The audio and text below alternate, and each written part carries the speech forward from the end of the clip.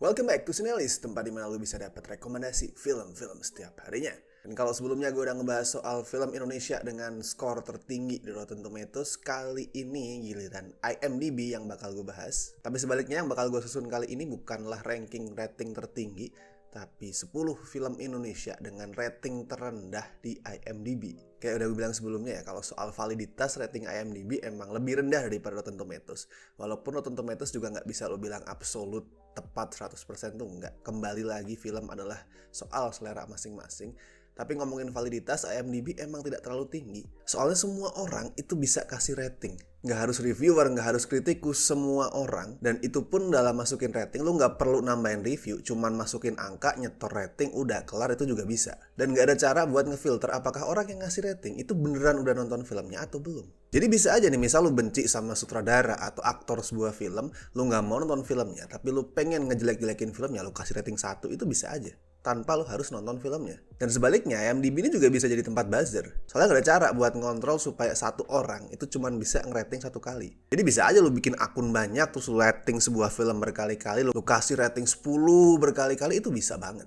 Dan karena kebebasan itu juga, jumlah rating yang masuk jadi gak berimbang. Ada sebuah film yang ratingnya tuh cuman berapa puluh, ada yang ratusan, tapi ada juga yang ribuan, gak imbang. Makanya patut diingat ya, film-film yang masuk di daftar ini belum tentu langsung otomatis bisa dicap sebagai wah ini film Indonesia terburuk sepanjang masa, belum tentu.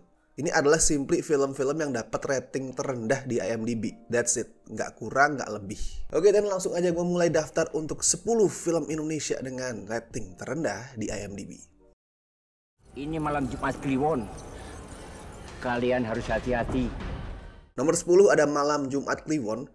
Film rilisan tahun 2007 ini disutradarai sama the one and only Nayato Fionnuala yang di sini pakai salah satu nama samaranya yaitu Koya Pagayo. Malam Jumat Kliwon ini dapat rating 2,1 dari 37 voters. Ceritanya itu kosong, sebatas soal penelusuran anak muda ke gedung angker, terus jump scare-nya, terornya jelek. Bahkan ini film tuh kayak kerasa ngejiplak Silent Hill di beberapa partnya, termasuk kemunculan hantu suster. Tapi satu yang menarik, film ini nampilin Abimana di awal karirnya sebelum jadi salah satu aktor terbaik Indonesia kayak sekarang.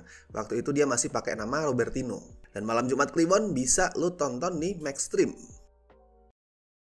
Kapan emak menurunkan ilmu wasiat emak yang bisa mengecilkan dan membesarkan burung, mak?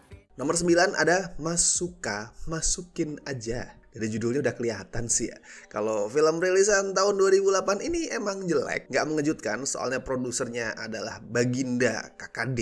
Film ini dapat rating 2, tapi cuma dari 13 voters. Ceritanya adalah tentang sebuah perguruan milik Mak Irit. Yes, Mak Irit ya, bukan Mak Erot. Dan di perguruan itu Mak Irit ngajarin kesaktiannya yang bisa ngebesarin dan ngecilin ukuran barang apapun. Ya lo perhatiin aja lah posternya, ketebak kualitasnya. Tapi kalau lo pengen uji nyali dengan nonton ini, Mas Suka, Masukin Aja bisa lo tonton di video. Sebagian manusia terlahir dengan kekuatan yang sudah menempel pada dirinya. Berikutnya ada Algojo Perang Santet. Film bikinan Rudi Sudjarwo yang rilis tahun 2016 ini dapat rating 1,9 dari 58 voters. Padahal sebenarnya ini film potensial loh. Ngebikin pemilik ilmu santet jadi semacam superhero dan supervillain itu ide yang unik. Tapi sayang eksekusinya emang hancur, naskahnya jelek, actionnya jelek, CGI-nya tuh juga mentah banget. Kamu udah kayak gini hampir 3 tahun. Lalu nomor 7 ada Roy Kiyoshi, The Untold Story. Film ini dapat rating sama kayak Algojo 1,9 tapi dengan voters yang lebih banyak yaitu 83. Emang jelek ini film, gue akuin, tapi tetap gue yakin bahwa ada beberapa orang yang ngasih rating itu simply karena emang gak suka sama Roy Kiyoshi dan mungkin belum nonton filmnya. Roy Kiyoshi The Untold Story juga bisa lo cek di Prime Video. Palingan mau ketemu sama sang pujaan hatinya mah. Namanya Sasha. Nomor 6 ada Pocong Mandi Goyang Pinggul. Nih film kedua Baginda KKD yang nongol di daftar ini. Dan tenang, bukan yang terakhir. Sama kayak 2 judul sebelumnya, dapat rating 1,9, tapi dari voters yang lebih banyak yaitu 192. Ini adalah film yang terkenal karena nampilin bintang bokep ternama Sasha Grey sebagai salah satu aktrisnya. Ya tipikal film Baginda KKD banget lah ini. Judulnya ngaco, ada bintang bokep random, dan kualitas filmnya juga jongkok banget. Kita udah mengikat perjanjian dengan setan. Nomor 5 adalah Skandal Cinta Babi Ngepet. Satu lagi film Baginda KKD. Yang ini rilis tahun 2008 dan adalah komedi pertama bikinan dia. Dan waktu itu KKD masih jadi sutradara ya. Dia menyutradarai sendiri Skandal Cinta Babi Ngepet. Filmnya tuh dapat rating 1,5 dari 15 voters. Kalau ngomongin plot emang random banget sih ini film. Awalnya tuh adalah romance tentang pertemuan dua orang yang saling jatuh cinta. Terus mereka nikah. Tapi setelah nikah karena capek hidup miskin, akhirnya mereka tuh milih nyari duit dengan cara pakai ilmu babi ngepet. Luar biasa. Nomor 4 adalah Rumah Kuntilanak. Film terbaru ya di daftar ini. Rilis tahun 2022 kemarin dan langsung dapat rating 1,4. Tapi cuma dari 14 voters.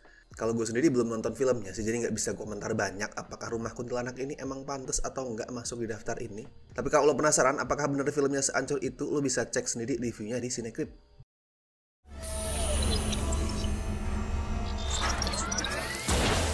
Nomor 3 adalah Rafathar.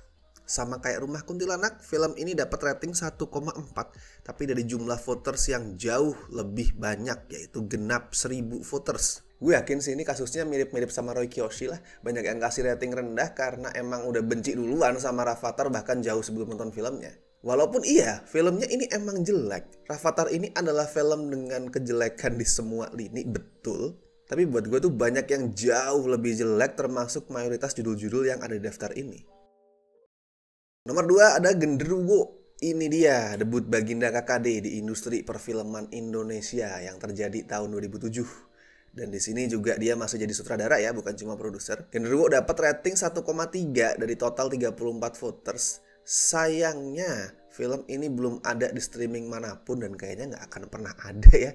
Streaming service mana gitu yang mau ngasih tonton film ini.